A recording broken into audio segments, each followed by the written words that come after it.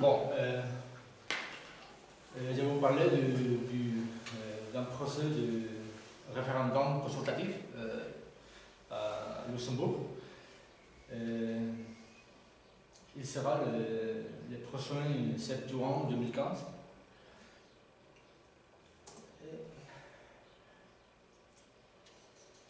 Comme introduction, je dirais qu'ils sont en train de faire ils sont en train de refaire la Constitution et une question de réforme de la Constitution avait jadis soulevée. Or, les débats n'avaient toutefois pas abouti à une réforme. Après, le gouvernement a estimé qu'il y a lieu de procéder à une rédaction d'une nouvelle charte fondamentale qui tient compte des réalités politiques du pays. C'est pour ça qu'ils ont pensé de faire un référendum posant ces questions. Pourquoi ça sera le sujet qu'on va traiter. D'accord.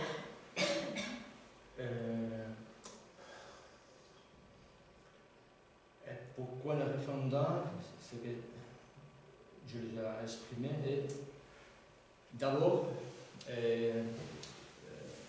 le programme gouvernemental 2013 prévoit de consulter les citoyens par voie d'un référendum national sur des questions essentielles. Alors, il y avait une intention du gouvernement de consulter les citoyens. Ensuite, étant donné l'existence de questions controversées, une proposition de loi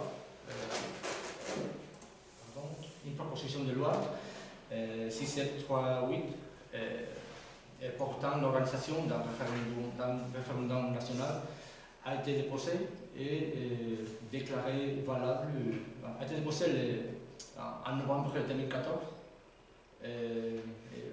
et déclarée recevable le même jour. Cette proposition de loi a été finalement adoptée et est devenue la loi du 27 février 2015. Le deuxième sujet, ce sont les questions de procès. Ce sont les questions sur lesquelles les citoyens doivent donner son avis. La première serait les droits politiques des concitoyens non luxembourgeois. Ça veut dire la participation des résidents étrangers dans la vie politique nationale. Cette proposition dérive d'un constat qu'à bref échéance, le corps électoral luxembourgeois ne représentera qu'une minorité de personnes habitant dans le pays. Alors il y en a besoin des électeurs. Les résidents étrangers, ils ne pourront quand même pas se poster candidats. Ils pourront voter, mais pas se poster candidats.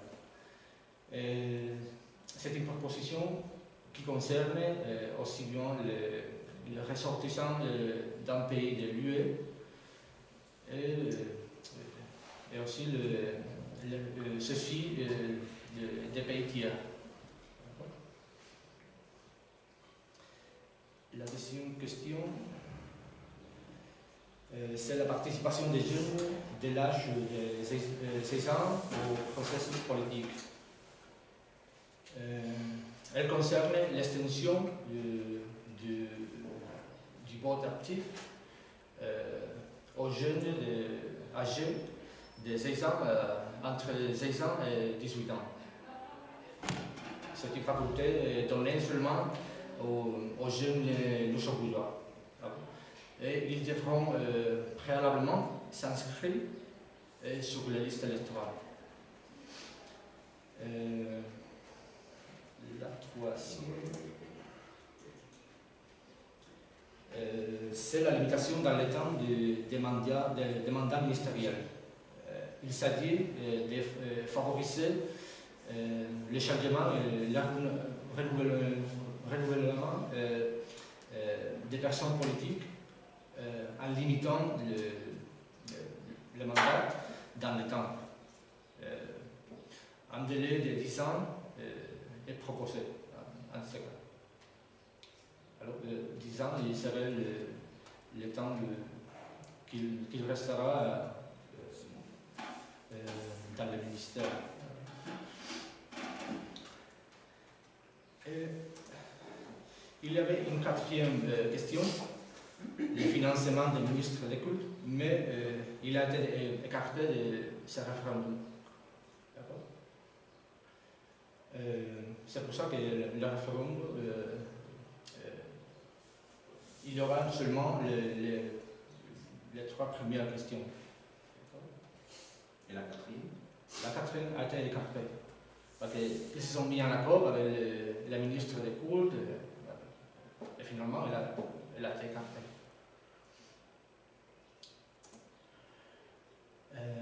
La campagne référendaire, il repose sur trois axes. En premier lieu, réunion d'information. Au cours de ces réunions, les représentants politiques exposeront leurs points de vue avant de répondre aux questions du public. Le table ronde sur Saint-Bertheu, c'est la chaîne parlementaire et qui propose deux tables rondes au cours desquelles les partis discuteront sur la question du référendum. Et finalement, discussion sur Internet, la page Facebook de la Chambre des députés deviendra un espace de débat.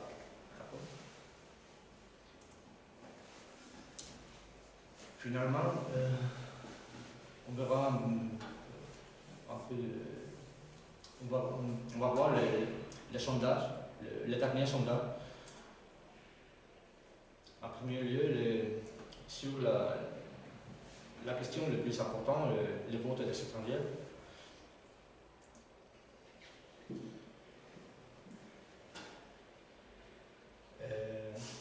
Ce sont les données du résident luxembourgeois, seulement. On peut voir en 48% des résidents luxembourgeois semblent être opposés.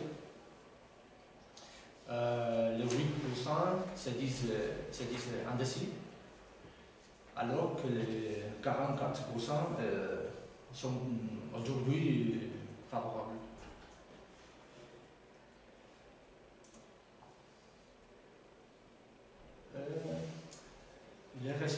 Par rapport aux résidents étrangers, sans surprise, la majorité des résidents étrangers sont toujours favorables. 80%.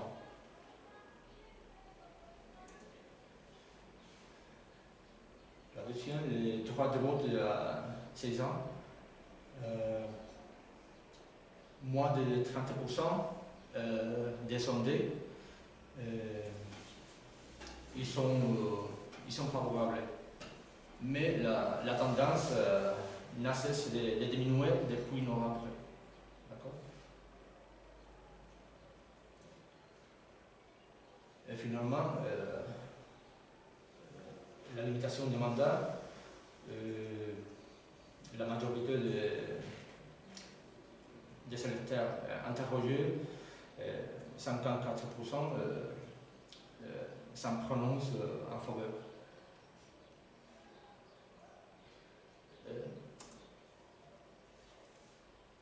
C'est fini.